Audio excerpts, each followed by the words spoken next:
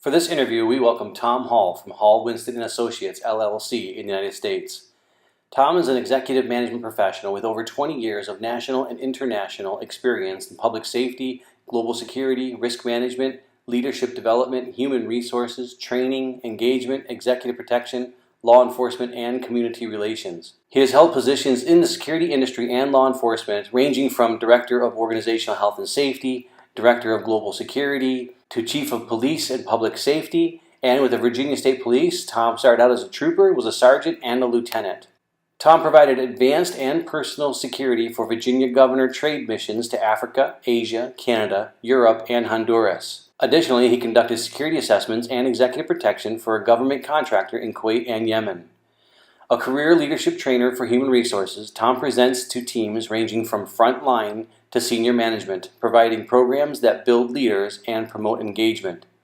In the security industry, Tom reinvents contract security teams from his corporate positions and is able to maintain an attrition rate at or below 10%, which is very difficult to achieve in the security guarding industry. As Director of Health and Safety for a government contractor, his creative employee engagement and personal responsibility solutions resulted in 50% reduction of injuries year over year.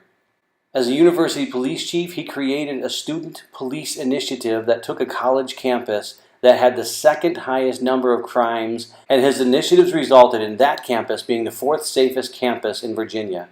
Tom's successes are due to an ability to connect with people across generations, inspire their performance, gain their trust, encourage and motivate, resulting in taking mediocre teams to high-performing teams. And today, we're lucky enough to have Tom here with us, sharing his experience on securing houses of worship. Tom Hall, I want to thank you very much for being with us here today. You've had a long and distinguished career as a security professional, and one of the areas of security which you're extremely passionate about and you have done as a consultant is helping houses of worship to secure their facilities and their people. And unfortunately, this has become a much larger issue than we ever hoped that it would become. And it's not just active shooter situations. In the U.S., you've got a lot of arson, church arsons. And in overseas, houses of worship are the third most common type of incident for terrorist events. And there are a lot of bombings actually go on overseas. But your focus will be mostly on what happens in the United States and on how houses of worship can actually help secure, again, their facilities and their people. And again, thank you very much for being with us. And please share your experience with us. Well, thank you, George. This month is the 36th anniversary of my graduation from the Virginia State Police Academy. And what makes that so significant was upon my assignment to a county, I immediately gave out all my business cards to churches. And why? I'm a product of New York City. In the United States of America, we're divided up into 435 congressional districts. I'm from District 16, which is the poorest congressional district in the United States of America, the South Bronx. And in my community, my friends were Puerto Rican, they came from Cuba, Catholics, Muslims, Baptists, Irish. These all kids made up our stickball team. Poor kids with a broomstick and a rubber ball. We played stickball. I was a Catholic, so I had confirmation. Well, all my buddies would go to my confirmation, so they would all march into Catholic church and go to church with me because this is something significant. My Jewish friends, bar mitzvah. You turn 13, you're a male. Now you go to bar mitzvah. What's a bar mitzvah? Come on, Tommy, let's go. So I'm at bar mitzvah. My Muslim friend, you get a family that comes in from Nigeria. I'm not familiar with Islam. That's my exposure to Islam through my friend. We all go to the mosque. We've never been to a mosque. We thought, wow, you take off your shoes that are dirty and leave in your hats. That's pretty cool. So now we're at the mosque. We've never been exposed to a mosque. Whatever the religion is, it's reflected in New York City. So we were exposed to this. Why is it that we can all get along together? We can attend each other's churches. And what was so significant about the churches, regardless of what we were going on in life, our spiritual advisors, our spiritual mentors were there to support us. We all played basketball for the Catholic Church. Whether you were Muslim, whether you were Hindu, it didn't matter. We all played basketball together. It didn't matter who you were worshiping. It's all about the worship and the service, right? As humans, when our mother gives us birth, we're born into a community. She directs us into that community. The extension of that community is the church. The houses of worship, they're the foundation, they're the fabric of our community. I've fallen in love with the churches. I'm still friends with those guys to this day. Are they still Muslim? Are they still Catholic? Are they still Baptist? Absolutely. I didn't choose to be a hero for the church. The church chose me. When I graduated from the police academy, I went into my county. When something happened to a church or they were getting a break-in or something, they called for me to help them set up a plan. That's when Hall, Winston and Associates was born, because they needed support to make sure there were no more damages to the church. One of the challenges of the church, the leaders of the church are in denial that the church is under attack. Houses of worship are under attack all over the world, and the leadership is in denial. That's the challenges. They're responding, as you and I both know, being security professionals. At some point, you got to take on a prevention hat and take off the response hat. George, if you live into a community and everyone in your community has alarms and locks on their door and a security officer patrolling their grounds and you don't, you're living in a fool's paradise. You know, we're sitting there saying, well, the law will make a way. The law did make a way. He created security professionals. If we don't keep the church bells ringing, who will? If not us, George, who? So we're chosen to do this work. That's why I'm inspired about it. I'm passionate about it, because they're a resource that we can't do without. Absolutely. And Tom, one of the things, when you see, if you're not a person who goes to church on a regular basis, and maybe you still see the evangelical churches on television on Sundays, and you're looking at Dr. Robert Schuller's Crystal Cathedral, and you look at these multi-million-dollar religious facilities, the average church doesn't have the money to spend on security systems and all the things that go into securing it properly. And of course, they require donations and everything else. But so how do churches really make an impact with the money that they do have? What are the things that they can do to take the steps that will make the most impact for them? One of the things they can do is call them a security professional. Take, for example, Hall, Winston Associates, the way we're set up. I'm not a nonprofit, George, but the way it's set up, but I'm not going to deny supporting the church. Since I've been in the business 36 years, for example, I get a call from Latson, South Carolina, a small community in South Carolina. Not only has the church been broken into, but they stole the church van, they loaded all the valuables in the church into the church van, and then ran off, right?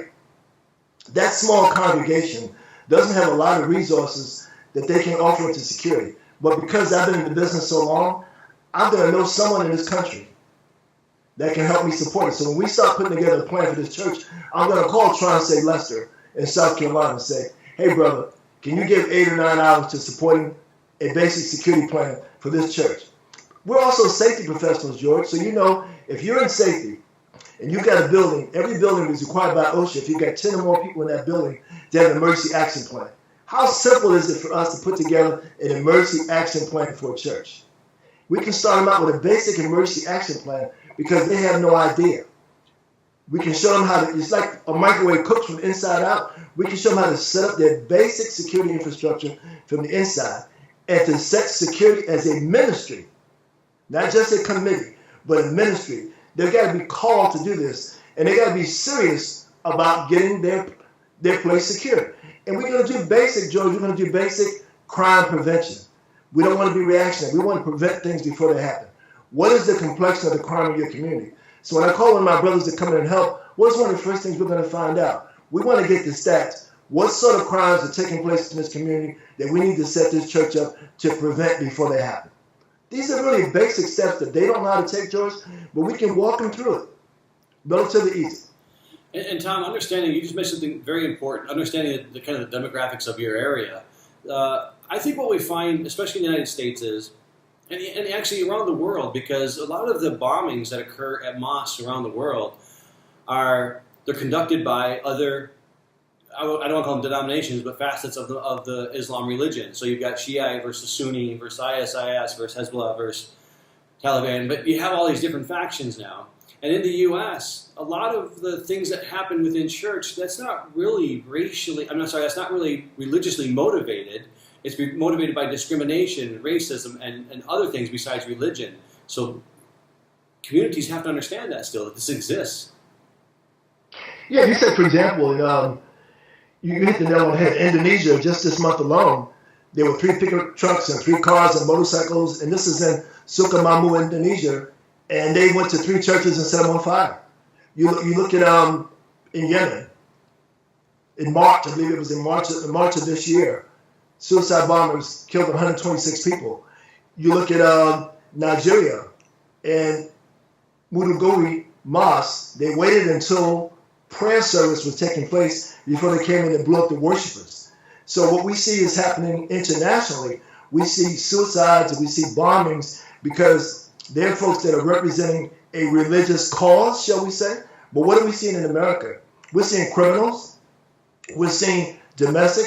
We're seeing a young man walk into a church and shoot his girlfriend and child in a church as a domestic violation. We're seeing young men in Virginia, in Richmond, Virginia, that were arrested because they were preparing to buy illegal weapons and explosives to blow up and attack mosques and black churches. In the last 20 years, and mostly every fire in a church in America was an arson. So in America, what we see the hatred come out through arsons, and we see the hatred come out through firearms. But one of the challenges, like in South Carolina, a young man walks into the church, patiently sits through study until everyone's head is bowed. And as everyone's head is bowed, he commits to murdering 9 people. George, if that had been ours, what would we have done when he first walked in the church? We would have given him a firm handshake, because if we didn't recognize this individual coming in, we greet you warm in church, but George, you and I would have greeted him a lot warmer than that, right? I want to have a firm handshake with you because we want to know who's in the church. Basic things that our congregations don't understand, that everyone is not coming to serve. Some folks are coming to kill. We go to church, it's a sacred time for us. It's penance, it's quiet, we're emotional. Sometimes we're looking down, but we have not been trained to be vigilant. And we need to be like Nehemiah. We need to not just have service, but have a guard in the service. So those greeters at the church, those are the eyes of the church, George. The greeters are the eyes of the church. We need to flip the script on the way. They're not just there to smile when you walk in. They're there to assess. My wife and I were at a movie, George. Someone walks into the movie theater, and he's got on a backpack, and he's dressed in black. Do I wait until he blows up the theater? Or do I walk in and say, hey, guy, how you doing, man? He says, I sure hope you got a sandwich in that bag because I'm hungry. He said, well, you know what? I actually do. I work here. That's why I got a backpack, so I'm going to take my break and go upstairs. Exactly. So when we're not sure what the individual is doing or why he's there, we give him a firm handshake and we go with him. And we sit with him through service. We make him feel real comfortable in church because we're going to be up on him real close. These are the things that are security practitioners, these are the few tips that we've learned over the years, George. These are tips that you're not going to learn in church. We don't teach these in church. We're taught to love everyone that comes through the door. We don't lock our doors. We don't even lock the door to the church. So there's just basic things in security that we can teach. Now, but that's the place you're supposed to be able to go and let your guard down. That's the one place you're supposed to be able to feel secure. And people are thinking, Tom, I can't feel safe if I go to my house of worship. I don't feel safe when I go to the malls these days. Sometimes I don't even feel safe at home. How can churches at least help to bring that feeling of security? How can they let the people who are coming to church know that they are taking steps to keep them safe and secure while they're worshiping? George, you and I have been engaged in protective services. We've been, quote, bodyguards. And as a bodyguard, we lean on protective intelligence. Before we take our executive into an environment, we want to find out a little bit of something about the environment. It's easy to bring the congregation and say, and with all that's happening in the world, we want to make sure it doesn't happen to our borders. So what we want to do, we want to put together emergency action plans to make sure that in an event of emergency, that you're safe. Just can you imagine the pastor giving a fire and brimstone sermon, and all of a sudden the fire alarm goes off? There's going to be havoc in the church. You know why? Because in an emergency and in a crisis, you fall back on your training. But if you have no training, what do you fall back on? Hysteria. Yeah. So what we can do, we can go to our congregations and say, in light of what's taking place in the world, we want to make sure that we're better stewards of the resources that are coming in. And in honor of Nehemiah, we're going to be more secure of the environments that we're in. So we're going to take responsibility. We all pay tithes to run this church. Let's secure the church. So we're going to do simple things. Roll calls. Who's in the church? Greeting the visitors. The team that greets the folks coming in, George, are the most instrumental folks in the church because they are the persons that greet. They know who's coming in. We need to teach them who to look for. George, if you and I are on a protective assignment, our protectee is giving a speech, no one's going to walk through that door that we're not going to screen. And we're going to screen them in such a way, if they're not comfortable without screening, we understand. But this is our house of worship. We have to protect it. Deny, deter, delay, detect. Basic crime prevention. We want to prevent things before they happen. We set up a basic committee in church that's responsible for crime prevention. These are really, really easy things, George. There's not anything that's very, very expensive unless we're going to go into our systems. But even more than the systems, we want to have a basic mindset in church that we start to protect one another. In Richmond, outside in Petersburg, Virginia, a gentleman walks inside the church and pulls out a weapon. The men are paralyzed. The women go over and grab the guy. Then they give the gun to the deacon, and the deacon gives the gun to the pastor barrel first because he doesn't know, because there's no training on what to do in a crisis.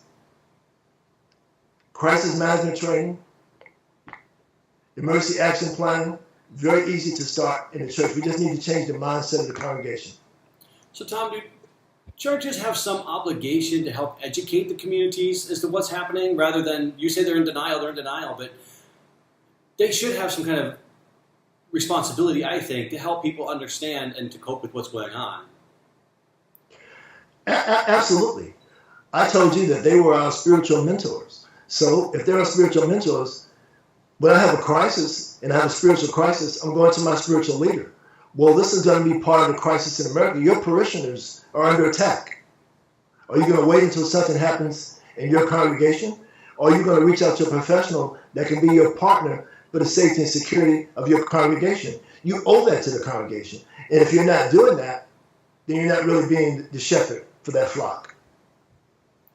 And you mentioned earlier that, over the past couple of decades, pretty much any fire that's occurred at a church, synagogue, or a mosque has been arson. Over the last couple of decades, though, you're not talking 10 to 15 fires. There's hundreds of fires. This happens, I don't want to say on a monthly basis, but it happens often enough where it is alarming, and organizations need to be prepared for absolutely everything. George, that falls back on protective intelligence. These fires don't just happen.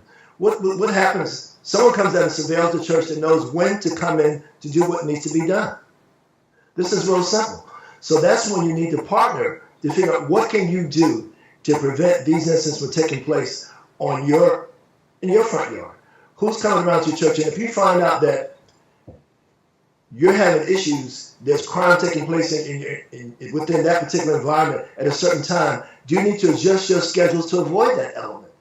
If you find out that there's an arsonist in the community, do we need to have eyes outside of our congregation?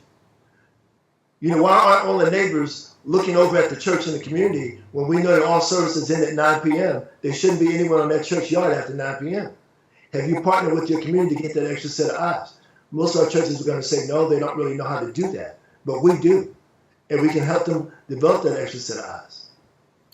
Now, when you look at arson, and the reason I brought this up, globally, when you think of a terrorist attack, you are thinking usually weapons, bombings, people are using vehicles these days, but in parts of Africa and parts of the Middle East, you're actually seeing arson as a form of terrorism. They're not going to some of these places when nobody's there. They're actually burning places while people are still in them. That I know of, I haven't seen a case in the U.S. where somebody tried to actually do that while church, a synagogue, or a mosque was in session. But you can't rule that out these days.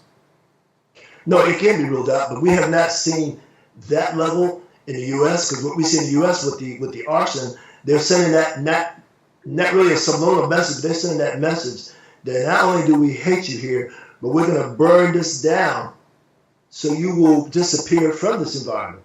You know, burning down a house of worship sends a subliminal, not such a subliminal message that you're not wanted here and your faith is not wanted here.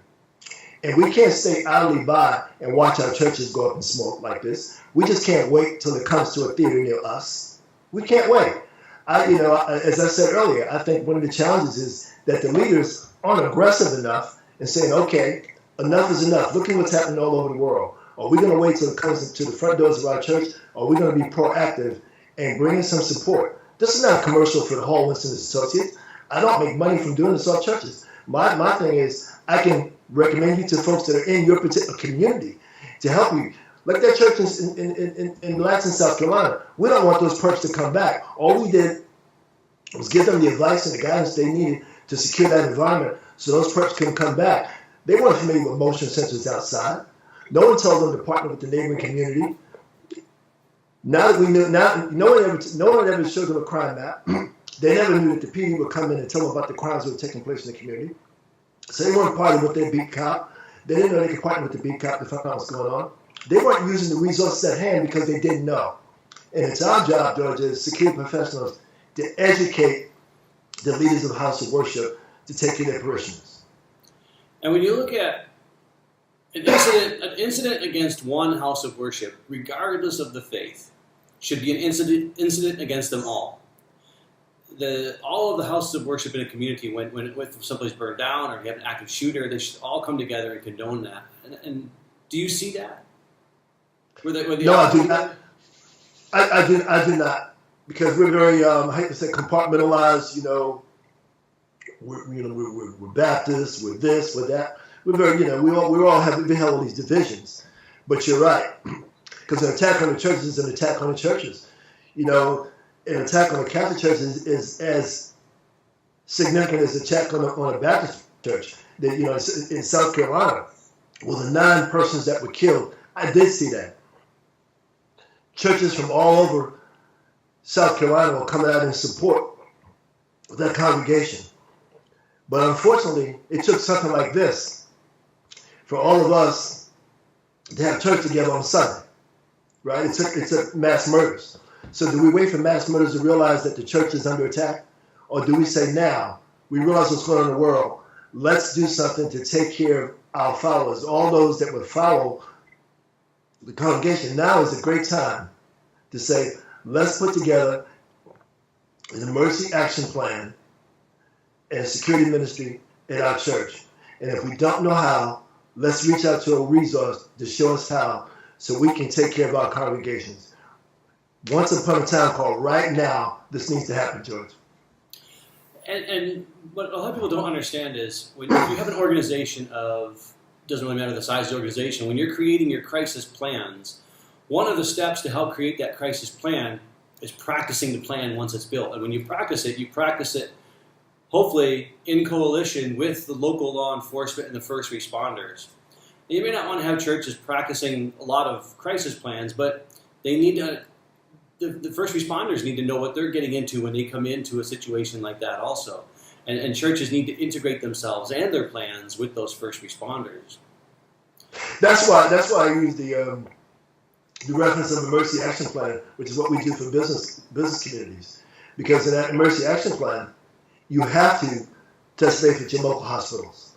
You have to touch base with the fire department, the police department. They have to come in and get a schematic to find out where to go if there's an active shooter. Because now if there's an active shooter, they need to come in and eliminate the threat.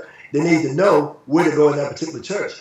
So they need to get in touch with their public safety resources. That's why a plan needs to be there. They need a professional to come in and help them put a plan together. It's not that difficult. We do these for corporate America all the time.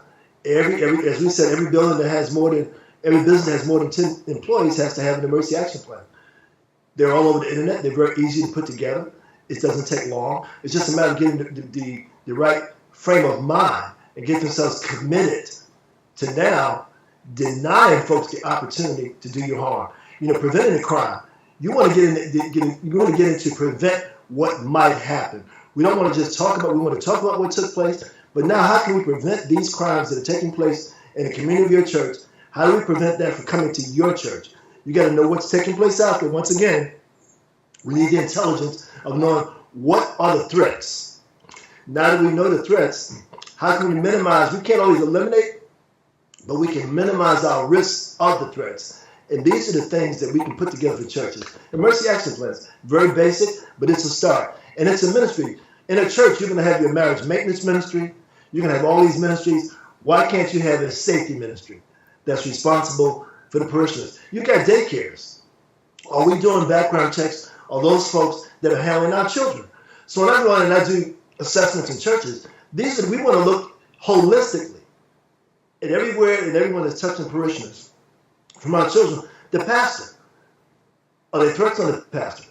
Is the pastor meeting with people that have problems? Is he meeting with them alone? Is that a safe habit? And when he's meeting with someone irate, it's normal for the pastor to sit in his desk with his back to the wall. If I'm meeting with a problematic individual, I'm going to flip the script. I want him to sit with his back to the wall, and I want to be at the door. Because if it goes Western, I want to be able to exit. Most pastors won't know that, George. Right. You know, the pastor brings someone in to tell him he's going to fire them because they haven't been productive. And the guy grabs the receiver off the phone and pops the pastor in the eye. Tell him I didn't know.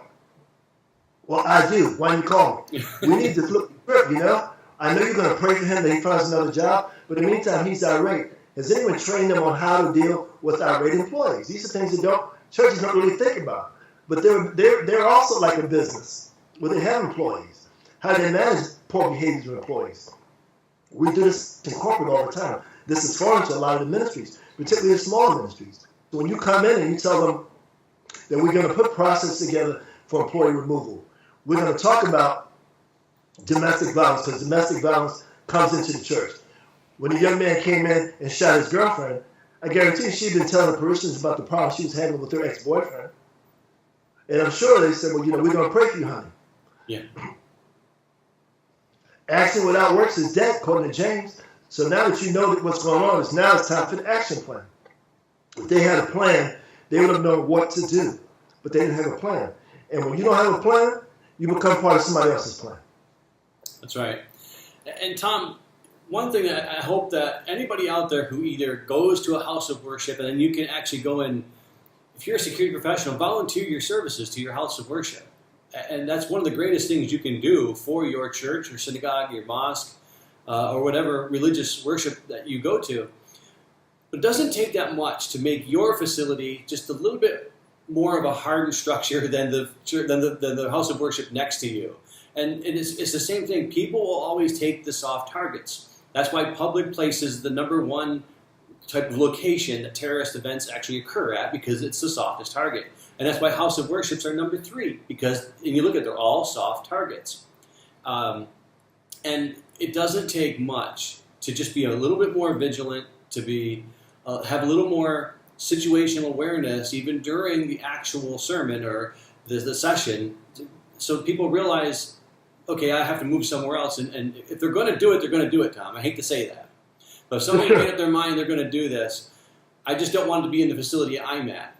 And Exactly. And unfortunately, there's going to be too many churches, too many synagogues, too many mosques that stay kind of in this denial state that it's not going to happen to them. And the ones that are already preparing for this, those are the ones hopefully it won't happen to. Hopefully it doesn't happen to any of them, but that it won't happen to, and they will move on to that softer target. So, you know, through your entire talk today, if that's something that people can take away, that's so important. It doesn't. You said it yourself. It doesn't take. It's all basic. It's all fundamental emergency planning.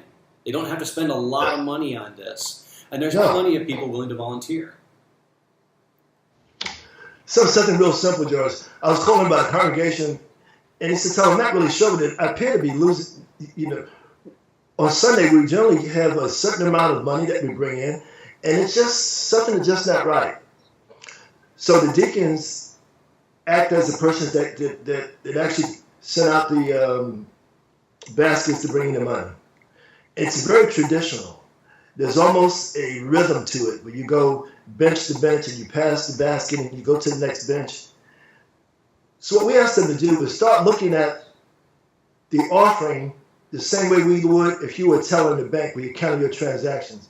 If you've got 18 If you got 18 people in that pew, you need to watch 8 transactions. You need to watch those 8 transactions before you go to the next pew. So I start saying, you know, guys, this is real world. Keep your mind on the money, your money on the mind. Instead of stop with the marching here and start washing the baskets. Okay? Let's see who's actually contributing. When they start washing hands, all of a sudden, they were getting more money coming in on Sundays. Someone was sticking their hands in the basket and taking the money. That's why they lose them in the congregation. But they get engaged in the moment and forget that, you know, you're not just there for a blessing, but you're also there to bless. So if you really want to bless the rest of the congregation, make sure their money's not stolen. But no one has ever sat down and had that conversation with them. So it's tradition where they're going to march, they're going to pass the basket and assume that no one's going to stick their hand in the basket. Hey, I'm a kid from the South Bronx. They put scotch tape on their fingers and put scotch tape backwards when the plate comes around. Bam, you got $20. So they weren't aware. This is something very, very basic. So we just need to change the mindset. You know, you're there to take care of everything associated with the worship, not just the prayers. Yeah. And Tom, you said something in the very, very beginning I'd just like to bring up one more time, and that is when you played basketball, everybody was just on the basketball team. You were the New York Nets, I don't know, whatever basketball team, but it didn't matter, and it doesn't matter in pro sports. When you look at pro sports, it doesn't matter what faith, religion people are. You look at them as a team member. Communities, you said earlier, they're siloed. They're Baptist, they're Protestant, they're Islam, they're Jewish, they're Mormon, and they tend to silo, and they create community events based on like-minded individuals. So they don't look for diversity in those community events anymore. No.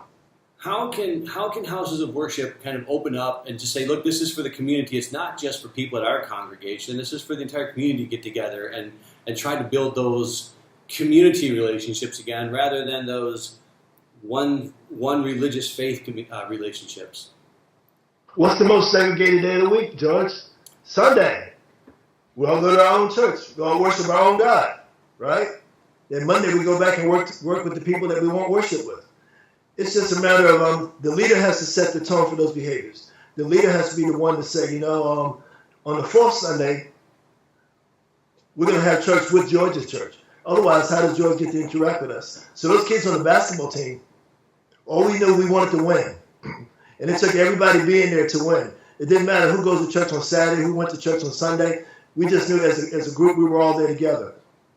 I was so visible with my Nigerian friends that they gave me the name Hassan, which once I found that it meant handsome, I said, oh yeah, I'll be that.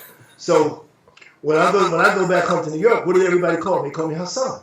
And I relish that because my Muslim friends felt good enough about me to start calling me Hassan, named after one of their relatives. Why can't we take that same effort? You know, a bunch of kids that play stickball together that 50 years later are still friends, regardless of their faith.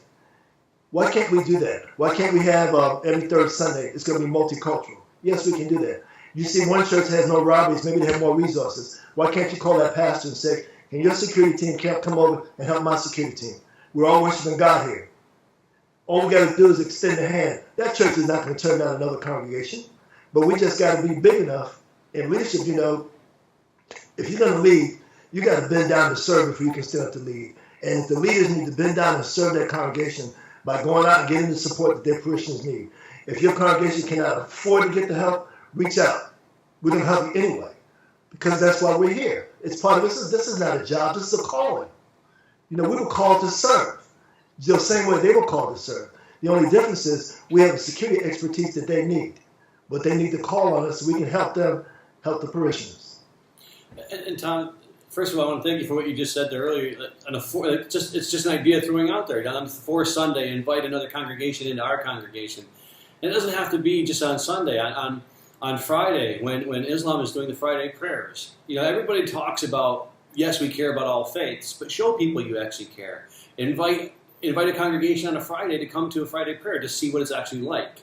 Or on Saturday, come to a synagogue. If you start inviting people from different religions into an understanding of what it's like to be at your place, or if you get a better understanding of what it's like to be at their place, I think then you start to build those community relations. And ultimately, that's when it comes down to when you talk about that's when you start caring about each other, and people will actually start doing things. So that's when if I've been to this mosque, if I've been to this synagogue, if I've been to that church, and then it gets attacked, then I take that more personally than, oh, it attacked them, it didn't affect me.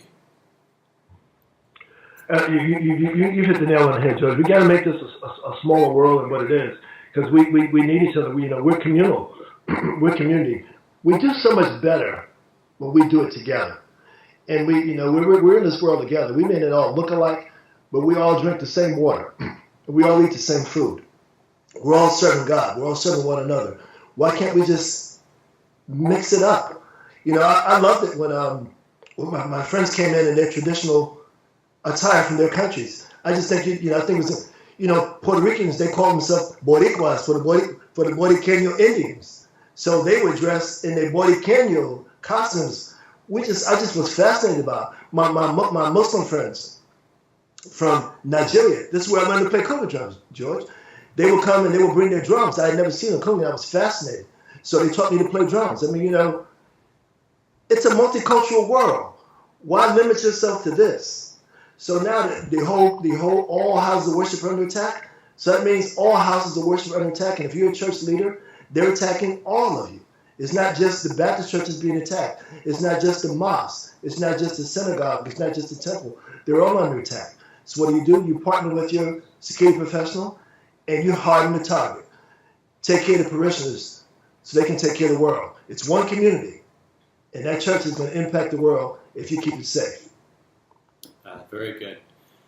Tom, is there anything else you'd like to share? I think you've covered a lot, and I think there's going to be a lot of things that people can take away from your discussion and go back to their house of worship and help them understand that this is something that needs to be addressed. Don't be in denial anymore. It doesn't take a lot to address these things, and you can make things a lot safer for people while they're worshiping.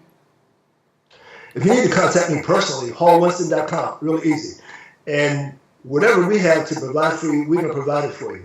What I would say is get the support that you need to secure your environment. Everybody takes care of home. There's no one that's going to leave their front door open if they think thieves in the community, but we leave the house of worship door open. So I just say, take care of your community. Go get the resources you need to take care of your parishioners. The resources are available to you. Don't be put off by saying they're too expensive. Get the resources. You have to have the resources. It's no longer optional. There are too many people being killed for the right to have service. There are too many people being hurt. Too many churches being burned up, blown up. Don't wait till these things come to your front door. Take advantage of the opportunity to take care of your congregation. You've been called to serve. Serve. Tom, I want to thank you very much for your time today. I look forward to more communication with you in the future. And I will leave your contact information for everybody also, so if they want to reach out to you and your organization, they can do that. Okay? George, thank you for the opportunity. You're welcome, Tom. Thank you so much, and have a great day.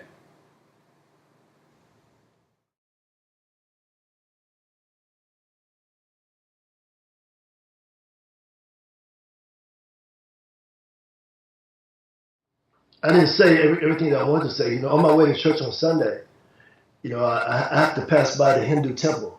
And George, when we were growing up, we were taught that we had to tip our hat when we went by a house of worship. It didn't matter whether it was Catholic, whether it was Baptist. So the way that we were raised for house of worship, it's not like that. So when I nod my head when I drive past the temple, I've never been in the Hindu temple, but I was raised to respect it. And to be honest with you, George, I don't really know how this is all going to come out.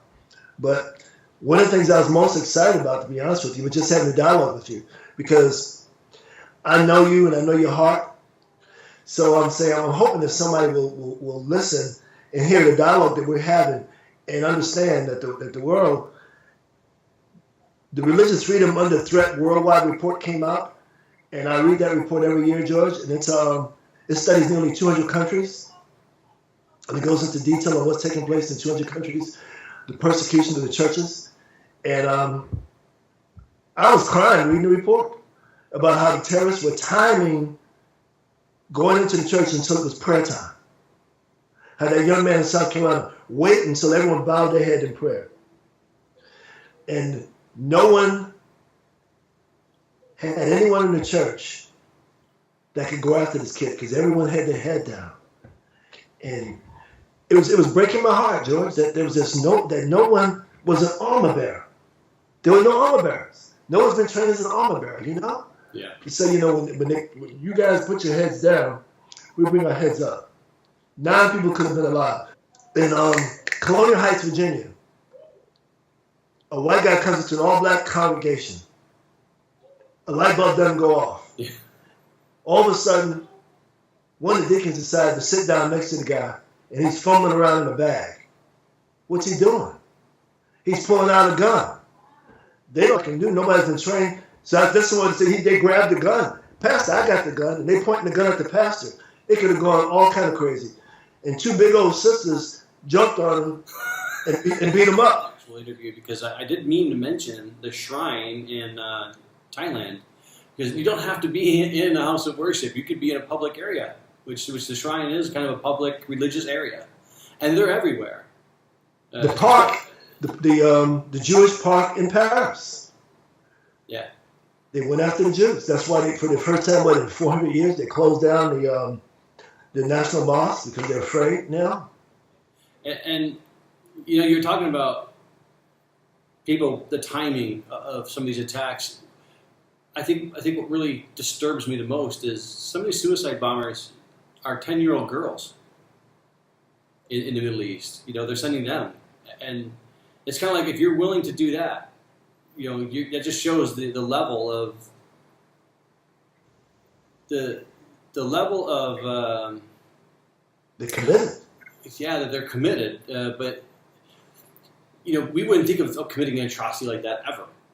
You know, I can't think of the word I'm thinking of. I think it was ferociousness, but it's not ferocious. It's just the word escapes me. But you know, I'm sure you know what I'm thinking of here. It's Judge, when you got nothing, you got less to lose. And what do you think about most of them that they've decided? You know what's happening? I know you keep up with the news. What's happening in the States right now is the Republicans are saying, you know, Islamic terrorists.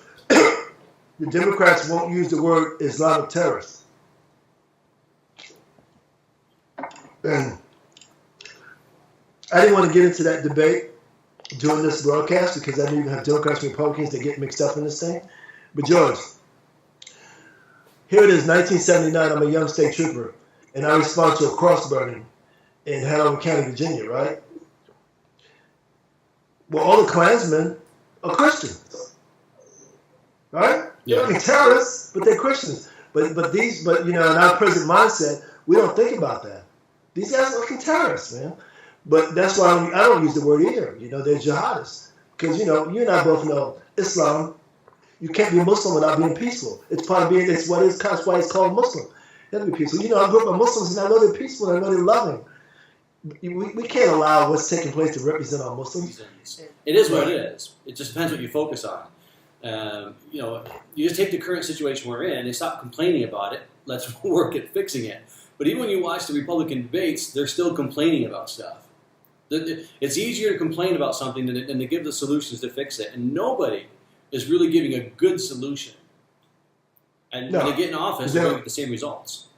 But you don't have folks that are running that know what to do. Yeah. That's the unfortunate part. Where is that? Of all the places that I've been in the world, the place that I was treated the best was Yemen. And I did some things that I shouldn't have done, but I went into the homes of some of the Yemeni, and they invited me in because they wanted me to go back and tell people who they really were. Yeah. And I got a friend that I'm still on Facebook with to this day. And that's that. Who's going to believe that there are people in Yemen that don't hate Americans? They aren't terrorists.